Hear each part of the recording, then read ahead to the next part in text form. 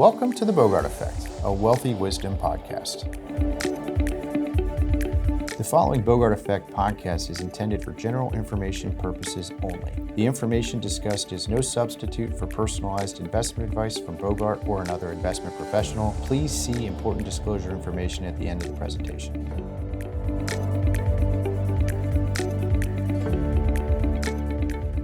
All right. Good morning, everyone. I've got Misty Garza with me, and today we're going to be talking a little bit about some of the common mistakes that people make in retirement. And this is one where we're going to talk about some of the common ones. There are lots and lots and lots, and BOGART Wealth has about 1,500 clients now. That it's one where we've got different stories and different things to be able to share. The idea here is just to provide some nuggets, little things to think about. Not to derail in any way, shape, or form, but it's definitely one where, as we have a conversation today, we want to do a little bit of enlightenment. So, Misty, thank you for joining today. Your show. What do we want to start talking about? What are some of the most common mistakes that people are making with retirement and retirement planning? Well, first of all, thank you for having me today. Again, like you said, there's lots of mistakes. I think one of the bigger, broader mistakes is really just the lack of planning for retirement. And all of the things that are involved, which become those mistakes that we were going to kind of talk about today. Because, we've retired people thousands of times, right? So we know a lot of those that people have gone through that someone might not think about. So the first one, the big one, is just not planning, not seeking out somebody to go over what their options are and where to start. What are all of the different things that are important to you? And because everybody's retirement situation is different, it's not like you can just ask your neighbor, and just say, what did you do? Or how did you handle this? We all have different family dynamics, different goals. And so it's important to really kind of focus in on what's most important for you and your family with retirement, because one of the biggest things is you're going to probably be retired longer than you might have been working. Mm-hmm. Hopefully. When you think about that, right? People are living longer. And so somebody might be retiring at 55 and they're going to live 40, 45 years, over the age of working. I look at it as financial literacy is hands down one of the biggest crises globally that we're dealing with, right? And if you look at statistics in the United States alone, we've got 336 million Americans. 4.8 million of them have over $1 million of investable assets. 1.8 million of them have 5 million or more of investable assets. I mean, it's actually pretty frightening how underprepared most people are for retirement. And so to your point, I think having an engagement and building a plan, frankly, as early as possible. Like one of the parts of BOGART Wealth, we're an intergenerational firm. It's part of our mission. We work with parents, we work with kids. And the reason for that is we know the impact that we can have with someone in their 20s, right? And you think about it, we've had clients who have reached out to us and said, hey, I retired 2 weeks ago and I need to find an advisor. I'm like, all right, well, there's not a whole lot of course correction and I certainly hope it works, right? Like, and that's not a good plan. Planning without a plan is not a plan. And so really it comes down to that baseline fundamentals. And frankly, everything else from there is a derivative of good or bad planning, right? And I love your comment that there is no, everyone's plan is different. There is no uniform approach to this, right? Like what you spend might be different than what I spend. If you worked at a different company that I didn't work out, like your 401k plan might be different than my thrift savings plan, whatever it is. There is no uniformity in this process. But most importantly, I'm going to say your goals, your needs, your objectives, your kids, like all of that is very, very bespoke to you and your household. And so because of that, I would say that the number one mistake that I see is not having a plan and not starting working that plan early enough. People say to me in their mid-40s, is it too early to come in? Absolutely not. I'm going to say it's too late to come in, right? We should have started looking at this in your 20s and 30s. And just to kind of throw just a real simple math, right? If we were to do a Roth contribution for someone starting at the age of 21. So we do a lot of this for the kids, right? But let's just say we start doing a Roth contribution at the age of 21. It's $7,000 a year, assuming they've got earned income to be able to do it. But $7,000 a year all the way until they're 59 years old, right? So 59 and a half is when you can first start touching these things. But if you use an 8% growth rate, it's about $1.7 million. Just waiting 10 years to starting contributing at age 31, that 1.7 drops to about 980, right? So huge, $70,000 of contributions, almost a $700,000 plus drop in what that would be. So it's one of these where the earlier you plan, the earlier you start saving. Obviously, those are some of the most, let's just say, financially expensive years, right? It's when everything is chipping away at the same dollars. But when it comes to retirement planning, the biggest benefit is getting planning done early and saving early, right? Yeah, and the problem with that is because savings patterns change the way your parents used to save, right? And so there's lack of financial literacy in schools today. As far as I think getting kids ready and knowing what to do when they're in high school and knowing how to budget and what is debt and what is this. But a lot of people's parents had pensions and Social Security, and they didn't have to do anything, right? And so because 401ks are relatively new, right? They started in the 80s. It's really not that long. And so, people start jobs, kids start jobs at 25. They don't really know to add on, to start their 401k contributions because their parents didn't have one. It's just not that they're not aware of all of the different saving tools. And so, yeah, it definitely is important to say, yes, start your 401k, which is why now most companies auto-enroll, individuals starting in a new company because there's too many choices. They'll say, I'll get to it. 10 years go by and you're like, you've missed this window of opportunity of savings. And yes, you can start at any time. People can make changes coming in at 45 and 50. We can still make drastic changes. So yeah, always seek out a plan no matter what stage you're at, because you don't want to wait until it is too late. I love the comment you made a moment ago, though. The plans have changed, right? So baby boomers were the generation that had pensions. Right, and if you look at this, in 1997, 49% of S&P 500 companies had some form of a pension plan, a defined benefit plan. Mm-hmm. Now, there's only 13 companies that still have a true defined benefit. That's not 13%, that's 13 companies, right? So it's different, right? The impetus for saving is placed so much more on the individual than it used to be, which is going to become an even bigger problem for, I'm going to argue, millennials, Gen Z, and future generations after that. Yeah. I would also throw in mindset, right? Certain cultures are better at saving than others. Americans are a consumption-based society, and frankly, I think social media has only accelerated the consumer mindset, meaning we spend, and in a lot of instances, we spend a heck of a lot more than we actually make. And that's why we've seen debt levels rise. As a shareholder of companies, I absolutely love that Gen Z spend 2x what they make, right? Like, it's great for corporate earnings, but it's not great when it comes to their individual goals and achieving the ability to actually retire. So I want to get into someone's actually retired, Misty. Mm-hmm. What are some of the mistakes that we see? And I think there's a lot of opportunity to drill down into all of them. Let's talk about some of the common ones that we see as people are actually in retirement now. Now that we've beaten to death, you need to have a plan. Right. But let's get into, now you're retired. What are we seeing happening that's just not working?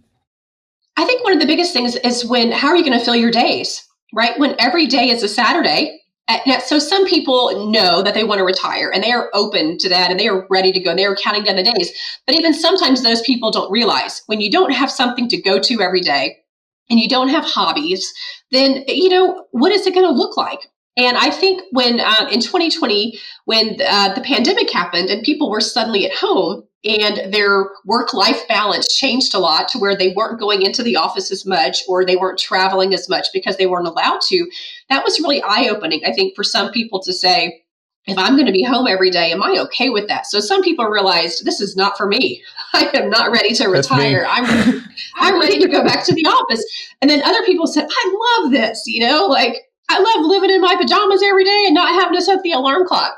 So it was kind of eye-opening. So that's the biggest mistake I think a lot of people realize is they look forward to retirement, but they just don't realize that we identify so much with going to work 5 or 6 days a week, whatever their schedule looks like, right? Or being so in touch with the people at the office and having the water cooler conversations, right, that people have, because you might spend more time with those work individuals than you do at home. And that's a big piece of it, I think, that sometimes people just don't understand. And if you don't have hobbies, you need to kind of figure out what it is that you want to do. What do you like doing, that you haven't been able to do? So if I were to translate this, you need to have a financial plan, but you also need to have a time plan, right? Like, how are you going to spend your time? And some people call it paint the retirement vision, right? Like, now I will say, that very seldomly do we talk to retirees that come back and say they regretted the decision, right? But right. There's the emotional part of, all right, now I don't have to wake up at 5:30 in the morning to get ready to go to work. Like, and I will say that is, again, when we talk about mistakes, because now we're talking about the smaller subset, right? The individuals that don't have let's just say schedule, things to kind of occupy their time or follow some type of cadence, they tend to have more health issues. They tend to become more isolated. They tend to have, let's just say, more mental lockup, simply because they don't have everything that you listed before, that cadence, that social interaction, et cetera. So I completely agree. As you're building your financial retirement plan, you also really need to spend some time building your time plan. I loved, Pete Knorr works for us, and he retired from an energy company in 2013. His comment was pretty spot on. He goes, you can't golf every day, you can't hang out in the garage, but you can't stay here, right? So, and it was the perfect segue, because this was an opportunity where he got to do something that he was very passionate about, and not that he wasn't passionate about his corporate career, but it was an opportunity that just really resonated with him. That's one example, right? And I'm not saying retire to go work. That's not it, right? But like, certain people have different goals, different objectives, and it's one where find whatever stimulates you and makes it so that you've got something that's more important to you than what you're currently doing. What else? I mean, there's a lot of different mistakes or issues that come up. I think, and this one we can definitely dive deeper in at one time, is just once you're retired, not having an estate plan. When, people who have accumulated so much wealth, or you don't even have to be wealthy in order to have an estate plan. The statistics are startling as far as who has an estate plan. So, only about a third of people in the US have an estate plan. That's a very small number of people. And there's a lot of different things involved with having an estate plan. Estate plan doesn't mean you need to set up trusts and do all of these things. It just means you need to dictate who you want to get your assets to, or who can make decisions for you if you're incapacitated. And the numbers are even more startling. 45% of people over the age of 55 are the only ones that have an estate plan. So almost, more than half of the people who have accumulated this wealth over their lifetime that are living off of it, and the amount of assets are going to be transitioned to these future generations. You just want to make sure that it is going to the people that you want it to go to in the best way. And let me dive into that one too. It's one thing to build the estate plan. Let's make sure that you appropriately align the assets to accomplish your goals and objectives for said estate plan, right? So say, for example, we build a trust. This is, hypothetical. But if you don't redirect your portfolio to go in, or real estate or whatever it is to go into the trust, then what was the point of building the trust, right? Like you didn't need to do it. So it's kind of a drill down on first need an estate plan, but after you build the estate plan, make sure that you direct the assets appropriately. Your financial advisor absolutely should be helping with doing that. And that's one where as the laws change, cadence change, you need to be adapting and adjusting just appropriately to adjust for whatever types of changes there. Another one that I see is all investment related, right? Like, first and foremost, it's great right now that we're getting 5+% on money markets and CDs and treasuries. But the reality of it is that that's not long-term, that's not sustainable. I will say that not being invested is probably hands down one of the biggest mistakes that I see.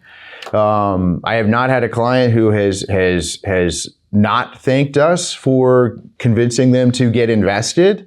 I know it feels really good having these warm blankets of lots and lots of cash, but at the same time too, when we're building someone's retirement plan that's 30 plus years, you absolutely, you don't need every dollar today, right? Like, I think that it's very important to have a cohesive investment plan that comes and aligns with your cash flow needs, your tax sensitivities, et cetera. But at the same time too, remembering we don't need everything that you've saved that's supposed to last for the next 30 years all tomorrow.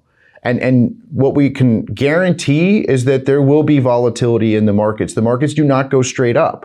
But we do know that over longer periods of time, the general trajectory absolutely is more up than down, right? So be invested, stay invested, all right? Anything you would want to add on that? Yeah. So, I mean, everybody thinks that when they go to retire, they're supposed to suddenly change their risk tolerance and their composition of their assets. And that's not necessarily the case, right? The old adage was your age minus 100 is your equity exposure. Not really true at all. You know, a lot of people that I talk to say, well, I'm getting ready for retirement. How do I need to adjust my assets to get ready? And maybe there are some adjustments as we're working through their plan and how we're going to build their cash flow. But you don't suddenly overnight retire and suddenly have to flip your equity and your bond percentage, right? Because the stock market is the best hedge against inflation. We all felt inflation over the last couple of years and realized what that can do to your portfolio. So it's important to, again, drill down on what's most specific to you and your family's goals to figure out, do you need to make some adjustments? What does that look like? And yes, we do feel it a little bit differently when we are retired.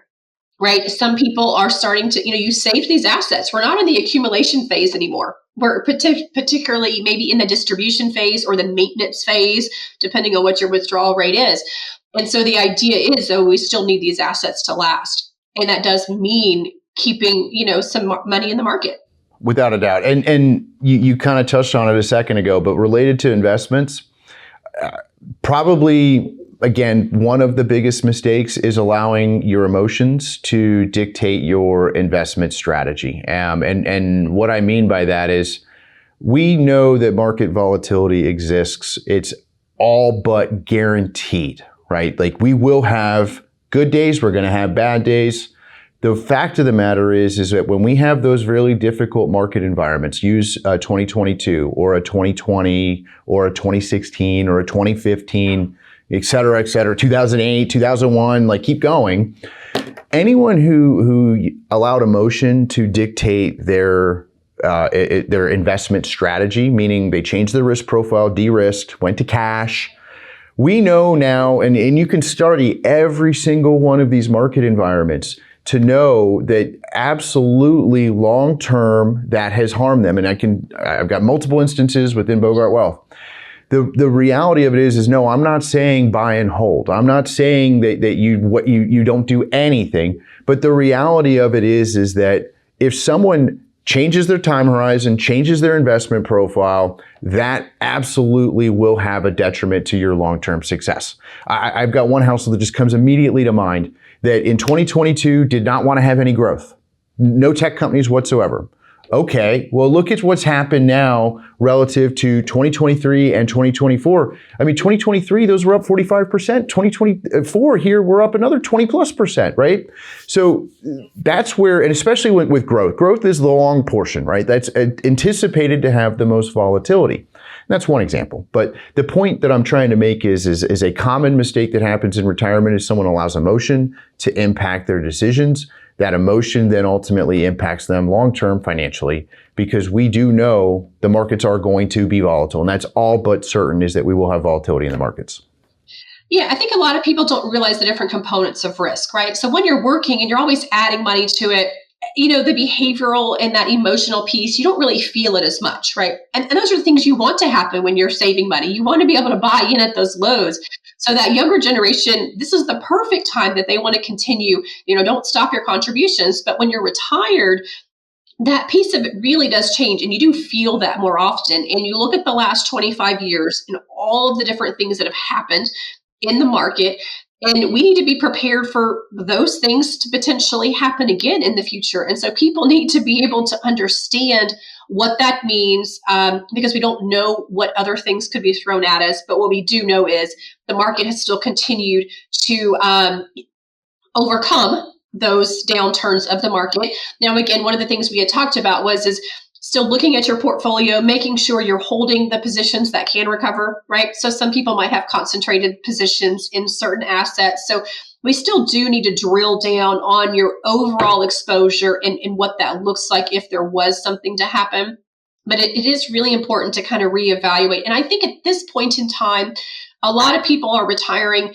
And so they've been through so many things over the last 20 years. And so I think you're kind of figuring out, like, what did they do during those times, right? So some of those people did cash out, in 2020 or in 2022. So then we can take that behavior forward and say, if and when that happens again, are you going to do the same thing that you did? And then maybe that might mean we do need to reevaluate our overall plan going forward. Well, so I got a couple threads that I want to pull on with what you just said. I think it's very important to know thyself. It's a self-reflection. But if you are going to engage with a financial advisor, it's a partnership, right? And as you experience things together, life events, market events, whatever, you do learn how to communicate. I've got another household that comes to mind. Same, right? They love their cash. And, fast forward, I know in multiple instances, I was an advocate for invest, and I got a lot of pushback. Fast forward, and ultimately got invested, and it has worked out, right? But that client even came back to me saying, James, I wish you were more adamant. I'm like, I don't know how I could have been more adamant, right? But my point is that's how that natural dynamic goes. And one of the things that I will say is everyone has their strengths. And I think it comes back to with regards to investments. Some people really have a passion for this. They're very, very knowledgeable with it. They see, they have the ability to look at the markets and they're okay taking risk, but your spouse might not be, right? So one of the things, and I know this is a little tangential, but with regards to a mistake I see in retirement is not having a plan in place for what happens to, let's just say, the more engaged spouse, right? The lesser engaged spouse who, I'm going to use my wife and I, right? I'm very engaged. I'm passionate about the markets, estate planning. I'm a planner. I think about it. That's not what my wife's strength is. My wife's strength is in lots and lots of other areas. So I think about, again, me, if something were to happen to me, well, obviously we've got business and things like that we have to tend to, but even from managing the portfolio, like that's a whole separate conversation. Having that succession in place is really, really important, and why I think, when we talk about mistakes in retirement, you might not want to have an advisor engaged, but have a plan for having an advisor engaged if you have a lesser involved spouse, right? Another thread you mentioned a moment ago that I really want to emphasize, coming back to the investments a little bit, is concentrated positions. A lot of individuals have been very, very blessed to have wealth accumulate because at some point in time, while they're in the accumulation phase, they've built up a concentrated position in a stock or security or real estate, whatever. The reality of it is retirement is not the time to have a dramatic overweight in any one position. And this is where the financial planner in us will tell you, you should not have more than 10% of your investable assets in any one position, right? Now, real estate, your personal residence might deviate a little bit on that, right? But let's talk about your portfolio. The portfolio itself, like if you've got more than 10% of your investments in one individual stock, at a minimum, you need to have a conversation for a plan on how you're going to unwind said position. And we've got, again, empirical evidence here. Not every company always performs fantastically well forever, right? We're in an environment where these tech names have done fantastic. Love it. At some point, they're not going to be able to sustain what they've done over the last 20 months. It's reality, right? We've got a lot of clients with energy positions. In the 90s, it was like clockwork. Every year, 20+%, right? And it was great. Well, let's fast forward to 2020, where those positions were down 75% in a year, right? And that has a very dramatic impact on someone's not only financial well-being, but their emotional well-being. There are people fundamentally asking, can I still afford to be retired because I have a concentrated stock position? Or all of the planning that they had built from a cash flow perspective is for naught simply because that position has moved so much, right? Have a plan for any type of concentrated stock position. And in a lot of instances, it's an important conversation around risk profile, but it's also an important conversation of how are you going to be funding your cash flows, making sure that that's all being integrated back into your investment plan. Yeah, and part of that, so some people, just a little tidbit on the concentrated stock position. So yes, it's very clear and obvious when somebody has an individual stock. If they're holding a certain company that they work for, that they've purchased over time, very clear indication that they have too much potentially in that one company. But the market has changed a lot too, right? And so to kind of take it into a bigger picture as well too, and really kind of do more of an X-ray version of what does your overall portfolio have as well too, especially since the indexes have changed, the level of the S&P 500 and what's being held in it as well too has drastically changed over the last couple of years to where it was much more of a broad-based type of investment. So again, kind of taking a bigger picture as well too, and not just saying, oh, I'm good, I don't have all of the same thing, I'm in an index fund and a few mutual funds or a few ETFs. Sometimes they're all the same thing. Well, I love that comment because frankly, I don't believe any retiree should have their entire equity portfolio in the S&P 500.